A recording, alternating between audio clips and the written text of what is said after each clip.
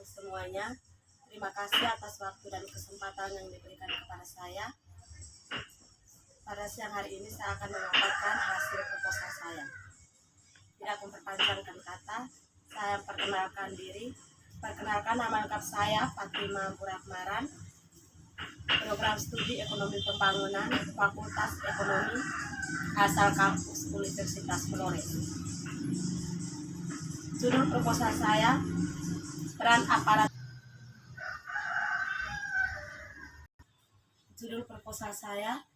aparat pemerintah dalam memberikan pemahaman kepada penerima bansos dalam pemanfaatannya di Kabupaten Flores Timur. Latar belakang masalah, perlindungan sosial masyarakat akan pangan diberikan dalam bentuk bantuan sosial pangan kepada keluarga penerima manfaat dari kelompok masyarakat berpenghasilan rendah atau keluarga miskin dan rentan.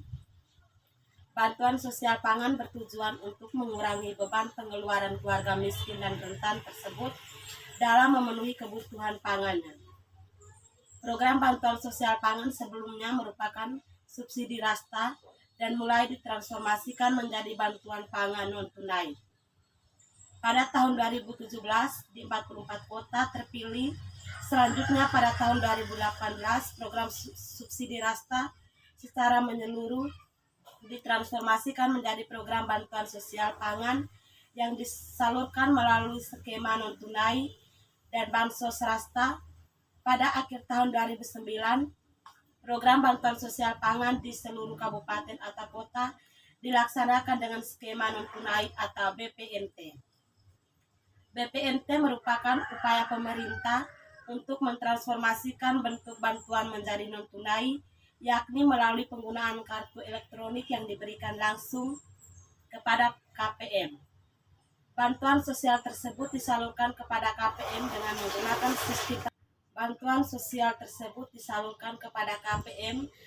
menggunakan sistem perbankan, yang kemudian dapat digunakan untuk memperoleh beras dan telur, sehingga KPM juga memperoleh gizi yang lebih seimbang. Pada tahun 2020 dalam rangka mewujudkan penguatan perlindungan sosial dan meningkatkan efektivitas program bantuan sosial pangan, maka program-program BPNT dikembangkan menjadi program sembako. Dengan program sembako, selain itu program sembako memperluas jenis komoditas yang dapat dibeli sehingga tidak hanya berupa beras dan telur seperti pada program BPNT. Hal ini sebagai upaya dari pemerintah untuk memberikan akses KPM terhadap bahan pokok dengan kandungan gizi lainnya. Berdasarkan data Badan Pusat Statistik atau BPS, garis kemiskinan makanan memiliki kontribusi besar terhadap pembentukan garis kemiskinan.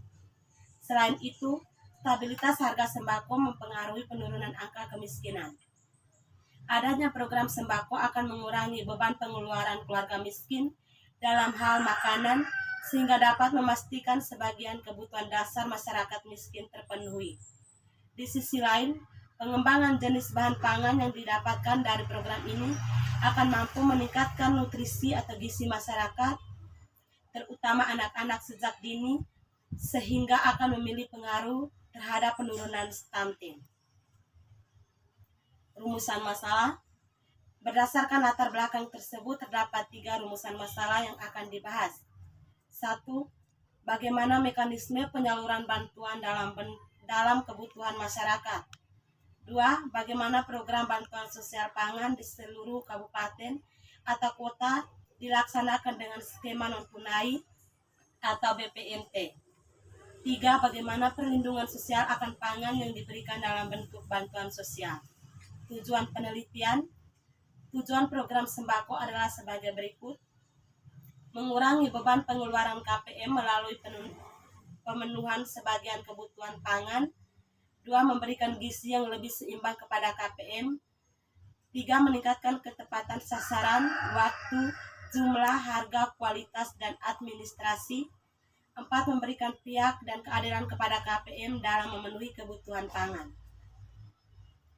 Landasan teori. Teori yang melandasi permasalahan. 1. Teori tentang pemerintah. Pemerintah adalah sebuah cabang ilmu dari kajian ilmiah politik. Sampai saat ini masih terdapat beberapa perdebatan mengenai ilmu pemerintah dan ilmu politik. Kajian utama kepemimpinan pemerintah adalah kebijakan pemerintah. Pada intinya, membuat suatu kebijakan pemerintah merupakan suatu studi tentang proses kebijakan itu sendiri. Kebijakan publik merupakan suatu ilmu dari seni, dikatakan sebagai suatu disiplin ilmu pengetahuan seperti dapat dipelajari dan diajarkan, memiliki objek baik material maupun formal, bersifat universitas dan sistematis serta spesifik. Dan menurut Suryaningrat, pemerintah adalah sekelompok individu yang memiliki wewenang tertentu untuk melaksanakan kekuasaan. Pemerintah adalah perbuatan atau urusan atau memerintah. Secara etimologi, maka pengertian pemerintah adalah sebagai berikut. Pemerintah berarti melakukan pekerjaan menyeluruh dua pihak, yaitu pemerintah dan yang diperintah. 2. Pemerintah berarti badan yang melakukan kekuasaan pemerintah. 3. Pemerintah berarti perbuatan, cara atau urusan dari badan yang memerintah tersebut.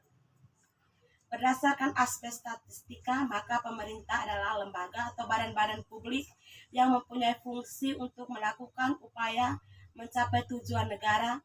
Sedangkan dalam aspek dinamika, maka pemerintah adalah kegiatan dari lembaga atau badan-badan publik tersebut dalam menjalankan fungsinya untuk mencapai tujuan negara. Teori tentang penerima bansos.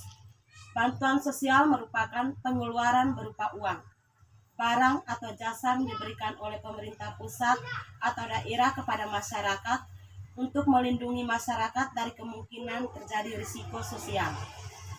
Meningkatnya ekonomi serta kesejahteraan sosial yang dimaksud adalah peristiwa atau masalah yang dapat menimbulkan potensi kerentanan sosial, baik itu yang tanggung oleh perseorangan maupun kelompok masyarakat sebagai dampak krisis sosial, ekonomi, politik, fenomena atau bencana alam, di mana jika tidak diberikan sosial akan semakin terpuruk dan tidak dapat hidup dalam kondisi yang wajar. Contoh program bantuan sosial berupa beras sejahtera, bantuan siswa miskin, bantuan langsung sementara masyarakat, program keluarga harapan.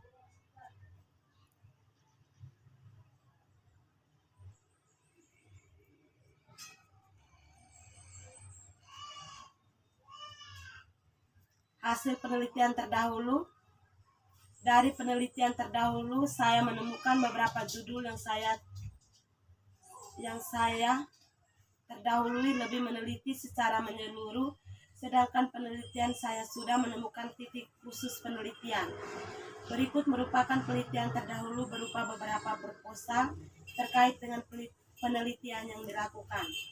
Menurut Arif 2014, pembangunan dan problem sosial di perkotaan, analisis problem kemiskinan masyarakat Wonokromo sebagai dampak pembangunan kota Surabaya.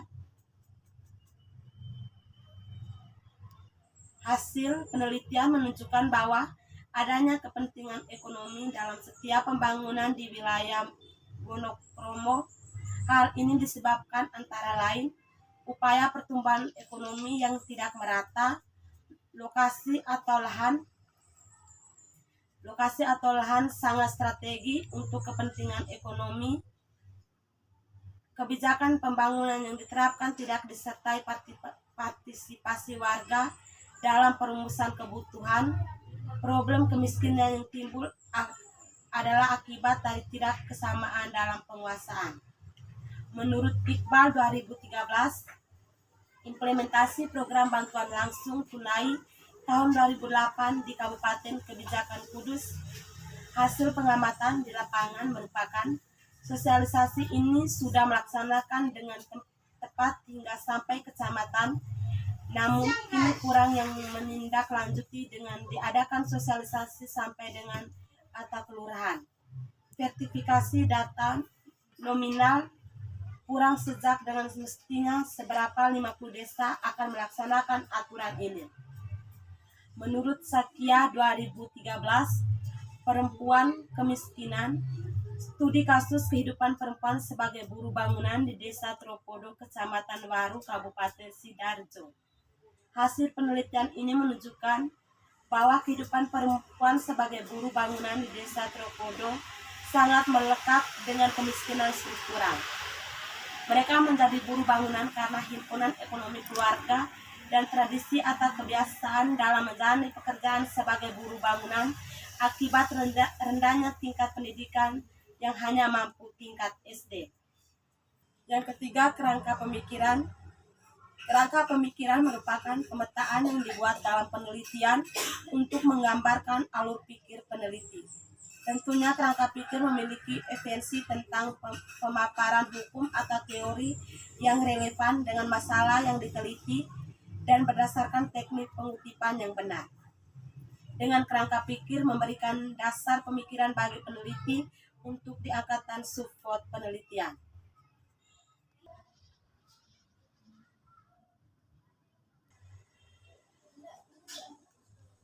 4.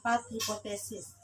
Berdasarkan dari berbagai kajian teori dan observasi awal yang dilakukan oleh peneliti, maka dapat diajukan sebuah hipotesis, yaitu 1. Program. Berdasarkan dari berbagai kajian teori dan observasi awal yang dilakukan oleh peneliti, maka dapat diajukan sebuah hipotesis, yaitu 1. Program Keluarga Harapan di Kabupaten Flores Timur akan berjalan sangat baik. 2. Ada pengaruh positif terhadap penanggulangan kemiskinan di Kabupaten Flores Timur. Metode penelitian. 1. Jenis penelitian. Penelitian ini menggunakan metode penelitian kualitatif. Penelitian kualitatif adalah penelitian yang bermaksud memahami fenomena tentang apa yang dialami oleh subjek penelitian, misalnya perilaku, persepsi, motivasi, tindakan. Penelitian kualitatif merupakan penelitian yang berusaha melihat kebenaran-kebenaran atau membenarkan kebenaran, namun di dalam memilih kebenaran tersebut tidak cukup dengan melihat suatu yang bersifat tersembunyi dan harusnya melancarkan lebih jauh kebaikan sesuatu yang nyata tersebut. Penelitian kualitatif dimanfaatkan untuk memahami isu-isu rincian tentang situasi dan kekayaan yang dihadapi seseorang untuk digunakan untuk lebih dapat memahami setiap fenomena yang sampai sekarang yang belum bahkan diketahui. Tipe penelitian ini dianggap sangat efektif untuk dipakai karena menggambarkan keadaan objek yang ada pada masa sekarang secara kualitatif berdasarkan daya yang diperoleh dari penelitian. Lokasi penelitian. Adapun lokasi dipilih dalam penelitian ini yaitu pada kantor sekretariat daerah dan kantor dinas sosial. Populasi dan sampel. Populasi adalah wilayah generasi yang terdiri atas objek dan subjek yang memiliki kualitas atau karakteristik tertentu yang oleh peneliti untuk mempelajari dan ditarik kesimpulan. Populasi dalam penelitian ini adalah seluruh peserta PKH yang ada di Kabupaten Flores Timur. Sampel adalah bagian dari jumlah dan karakteristik yang dimiliki oleh populasi tersebut. Sampel yang digunakan adalah sampel jenuh. Sampel jenuh adalah penentuan sampel apabila semua anggota populasi digunakan sebagai sampel. Jenis dan sumber data. Pertama, data primer. Data primer adalah data yang berasal dari sumber asli ataupun pertama. Dalam penelitian, data yang diperoleh dari penyebaran kuesioner kepada masyarakat yang menjadi peserta PKH di Kabupaten Flores Timur. Yang kedua, data sekunder merupakan data yang berasal dari sumber yang kedua yang dapat diperoleh dari buku-buku, brosur, dan artikel yang dapat dari website yang berkaitan dengan penelitian, atau data yang berasal dari orang-orang kedua atau bukan data secara langsung. Data ini mendukung pembahasan dan penelitian. Untuk itu beberapa sumber buku atau data yang diperoleh akan membantu dan mengkajikan secara kritis penelitian tersebut untuk memperoleh data ini. Penelitian mengambil sejumlah buku-buku dan contoh penelitian sebelumnya yang akan berkaitan dengan penelitian sebelumnya. Teknik pengumpulan data. Adapun teknik pengumpulan data yang digunakan dalam penelitian ini adalah sebagai berikut. Pertama, observasi. Observasi atau pengamatan adalah salah satu metode untuk melihat bagaimana suatu peristiwa, kejadian, hal-hal tertentu terjadi. Observasi juga adalah metode dasar dalam memperoleh data dalam penelitian kualitatif. Penelitian ini menggunakan observasi partisipasi pasif, yaitu penelitian datang ke tempat kegiatan yang diamati tetapi tidak ikut terlibat dalam kegiatan tersebut. Yang kedua, wawancara. Wawancara ini sudah termasuk dalam kategori di mana dalam pelaksanaan lebih bebas dibandingkan dengan wawancara struktur. Tujuan dari wawancara ini sudah termasuk di mana dalam pelaksanaannya lebih bebas dibandingkan dengan wawancara struktur. Tujuan dari wawancara adalah untuk menemukan permasalahan serta lebih terbuka di mana pihak yang diajak wawancara diminta mendapatkan ide-idenya. Teknik analisis data. Analisis data dilakukan yaitu dengan beberapa tahap sebagai berikut. Reduksi data. Mereduksi data berarti merangkum, memilih hal-hal yang pokok, fokus pada hal yang penting. Redukasi data bisa dilakukan dengan jalan melakukan abstraksi. Abstraksi merupakan upaya membuat rangkuman yang pokok, proses dan pernyataan-pernyataan yang perlu dijaga sehingga tetap berada dalam data penelitian. Yang kedua, penyajian data. Penyajian data adalah sekumpulan informasi tersusun yang memberikan kemungkinan adanya penarikan kesimpulan. Hal ini dilakukan dengan alasan data-data yang diperoleh selama proses penelitian kualitatif, biasanya berbentuk naratif, sehingga memerlukan penyederhanaan tanpa mengurangi isinya. Pengajian data dilakukan untuk dapat melihat gambaran seluruh. Pada tahap ini, penelitian berupaya mengajikan data sesuai dengan pokok-pokok permasalahan.